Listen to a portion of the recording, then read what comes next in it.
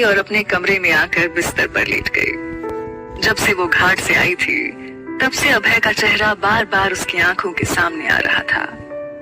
ना जाने कब इन्हीं ख्यालों में उसे नींद आ गई। राजेंद्र जी जब काशी के कमरे की तरफ से गुजर रहे थे तो देखा काशी बिना कुछ ओढ़े लेटी हुई थी।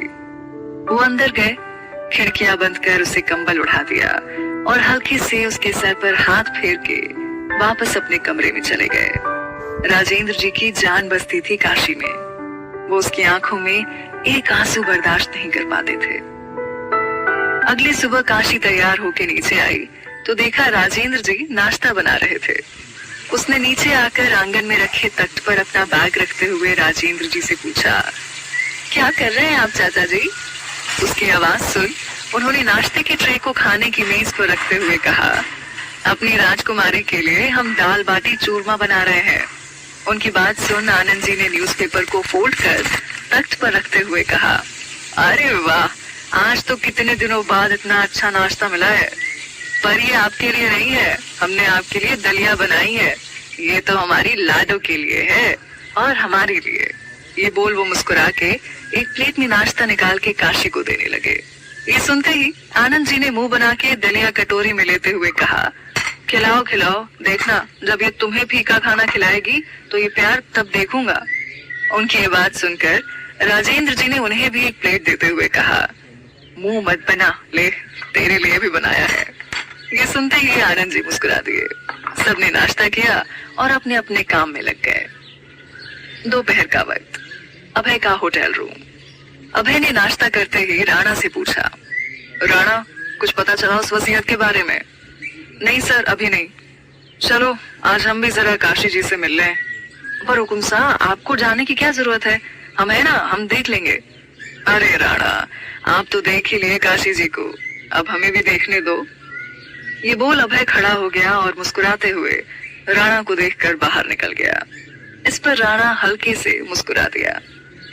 अभय सबके साथ निकला और कुछ वक्त में वो काशी के आश्रम के सामने था। राणा ने आके गाड़ी का दरवाजा खोला तो वो नीचे उतरा।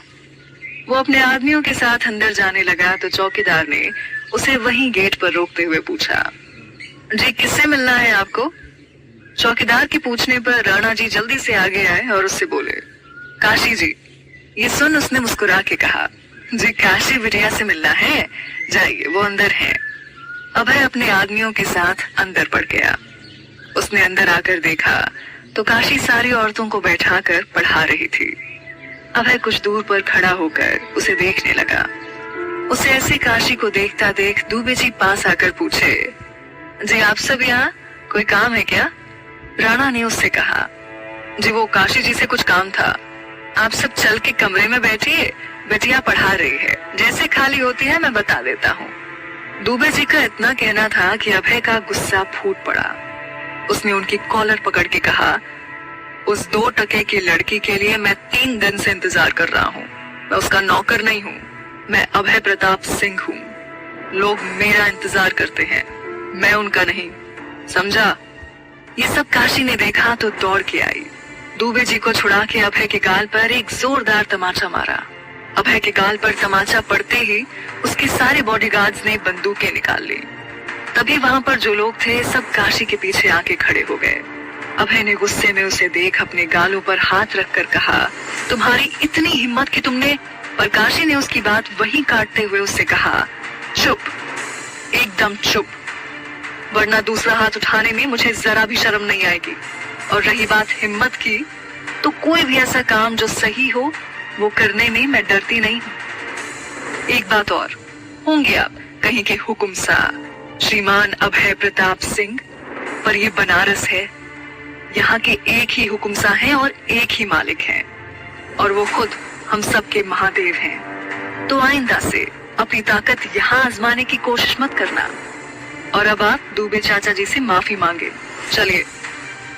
वहां जितने लोग थे उनमें से एक आदमी ने कहा, क्या बात है बिटिया, कुछ हुआ का? उसने ऐसा बस इसलिए पूछा क्योंकि उसने बस अभय पर तमाचा पड़ते देखा था, बाकी कुछ उसे नहीं पता था। काशी उसकी तरफ मुड़कर शालीनता के साथ बोली, अरे नहीं काका, बस ये अपने संस्कार भूल गए थे, वही याद दिला रहे थे, और कोई बात नहीं है। ये सुनकर अभय को गुस्सा आ गया। उसने उस पर चिल्लाकर कहा, तुम 2 टके की लड़की मुझसे माफी मंगवा रही हो, अंजाम अच्छा नहीं होगा। मैं कितने टके की हूँ वो तो आपको 3 दिन में पता चल गया होगा। जो मुझसे मिलने आपको राजस्थान से यहाँ तक आना पड़ा, तो मेरी औकात तो आपको खुद पता चल गई होगी। और रही बात अंजाम की, तो उसकी फिक्र आप मत कीजिए, क्योंकि जिंदगी में जो भी होता है महादेव की मर्जी से होता है। इतना बोल वो कुछ देर के लिए खामोश हो गई और अभय को देखकर फिर बोली, और अब आप माफी मांगे चाचा जी से। दुबे जी ने जब बात को बढ़ता देखा तो काशी को रोकते हुए कहा, रहने दो बिटिया, कोई जरूरत नहीं है। नहीं काका, बहुत जरूरी है, और जब तक ये माफी नहीं मांग लेते तब तक ये यहाँ से कहीं नहीं जाएंगे। ये बोल काशी ने गेट बंद कर उसकी चाबी अपने हाथ में ले लिया। ये देखकर अभय ने गुरूर में कहा, मुझे रोक पाना इतना आसान नहीं है, समझी तुम, और मैं कोई माफी नहीं मांगने वाला। उसकी बात सुन काशी ने राणा से कहा, राणा जी समझाइए इन्हें, ये इनकी रियासत या राजस्थान नहीं है, ये बनारस में खड़े हैं और यहाँ इनका कोई हुक्म काम नहीं करेगा। ये सुनकर राणा अभय के पास गया। उसने उसके कानों में कुछ कहा और अभय ने गुस्से में एक बार काशी को देखकर कहा, माफ कर दीजिए हमें। ये कहते हुए उसके चेहरे पर गुस्सा साफ झलक रहा था। काशी ने उसके माफी मांगते ही गेट खोल दिया। अभय गुस्से से उसे देखते हुए निकल गया। वो गाड़ी तक आया और पीछे मुड़ के उसे देखकर बोला, तुम्हारे इस थप्पड़ का जवाब तो मैं तुम्हें आज ही दूंगा। ये बोल वो अपनी गाड़ी में बैठ गया। उसके जाने के बाद दुबे जी ने काशी के पास आकर उसे समझाते हुए कहा, काशी बिटिया, क्या जरूरत थी इतनी झंझट मोल लेने की, अभी कुछ हो जाता तो। कुछ नहीं होगा चाचा जी, आप चिंता मत कीजिए। ये कहकर वो वापस काम में लग गई, पर दुबे जी को चिंता हो रही थी। शाम तक काशी काम करती रही और फिर घर आ गई। कुछ देर सबके साथ बैठ के बातें कर शाम की चाय सबको पिला वो घाट के लिए निकल गई। वहां पहुंचकर उसने शिव जी के आभूषण तैयार कर उन्हें थाल में सजाकर रख दिया और बाकी काम करने लगी। काम करते हुए उसे लगभग 8 बज गए थे। काशी को भी थकान महसूस होने लगी, तो वो अपनी शॉल ओढ़ते हुए मंदिर से निकल गई और घाट पर आकर बैठ गई। आज घाट पर बहुत कम ही लोग दिख रहे थे, क्योंकि ठंड भी ज्यादा थी और साथ ही धुंध हो आई थी, इसलिए घाट पर आज लोग ज्यादा नजर नहीं आ रहे थे। काशी खुद को शॉल में लपेटे हुए बहते पानी को देख रही थी। कुछ देर वहां बैठ के वो जाने के लिए उठी और जैसे पीछे मुड़ी तो उसके पीछे अभय सीढ़ियों पर खड़ा था। काशी ने एक नजर उसे देखा और सीढ़ियां चढ़ने लगी। तभी अभय उसके सामने आया। काशी दूसरी तरफ से जाने लगी, अभय इस तरफ आ गया। उसकी ये हरकत देखकर काशी ने उसे देखकर कहा, लगता है आज सुबह का थप्पड़ भूल गए हैं आप, जो इस तरह की हरकत कर रहे हैं। ये बोल वो जाने लगी तो अभय उसे पकड़कर दीवार से लगाकर खड़ा हो गया और उसके हाथों को पीछे मोड़ के उससे गुस्से में बोला, मैं कुछ भी नहीं भूलता हूँ मिस काशी त्रिपाठी, और जो थप्पड़ तुमने मुझे मारा है ना, उसी का जवाब देने आया हूँ काशी जी। इतना बोलकर अभय ने उसके होठों को जबरदस्ती अपने होठों से छू लिया। काशी ने खुद को छुड़ा के उसे एक तमाचा मारा तो उसने फिर पकड़ के उसके होठों को छू लिया। जैसे ही काशी ने दोबारा हाथ उठाया तो अभय ने उसका हाथ पकड़ के अपने पास खींचते हुए उससे कहा, जितनी बार हाथ उठेगा उतनी बार मैं ऐसे ही जवाब दूंगा, तो उठाओ हाथ, उठाओ। इस वक्त अभय बहुत गुस्से में लग रहा था। उसे इतने गुस्से में देखकर और उसकी हरकतों से डरकर काशी उससे कुछ नहीं बोल पाई। उसे खामोश देखकर अभय ने आगे कहा, और रही बात जमीन की, तो वो तो मैं यहाँ से लेकर जाऊंगा तुमसे। है दम तो रोक के दिखा दो काशी त्रिपाठी। ये बोल अभय शांत होकर उसकी आंखों में देखने लगा। उसने देखा काशी की आंखों से आंसू बह रहे थे। उसने काशी का हाथ इतनी जोर से पकड़ा था कि उसकी चूड़ियां टूट के कुछ उसके हाथों में लग गई थी। अभय ने जब उसकी आंखों में आंसू देखा तो पता नहीं उसे क्या हुआ। उसने उसका हाथ छोड़ दिया और खुद से दूर कर दिया। उससे दूर होकर काशी ने कहा, एक राजपूत होके ऐसी घटिया हरकत करते हुए आपको शर्म नहीं आई? आप जैसे इंसान को कोई कैसे पसंद कर सकता है? आप तो किसी के नफरत के लायक भी नहीं है। ये बोलकर वो रोते हुए भाग गई वहां से।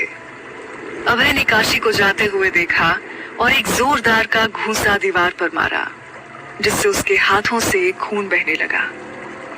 उसे जब होश आया तो उसे पता लगा कि उसने गुस्से में क्या किया है, और उसका गुरूर जैसे उसे ये गलत समझने ही नहीं दे रहा था। इन्हीं सब उधेड़ बुन में उसने जोर से काशी का नाम चिल्लाया। इस चिल्लाहट ने घाट की शांति को चीर दिया था, और ये आवाज घाट से बाहर निकल रही काशी को भी सुनाई दी थी। ये सुनकर वो 1 मिनट के लिए रुकी। उसने पीछे मुड़कर देखा और फिर घबरा के भाग गई।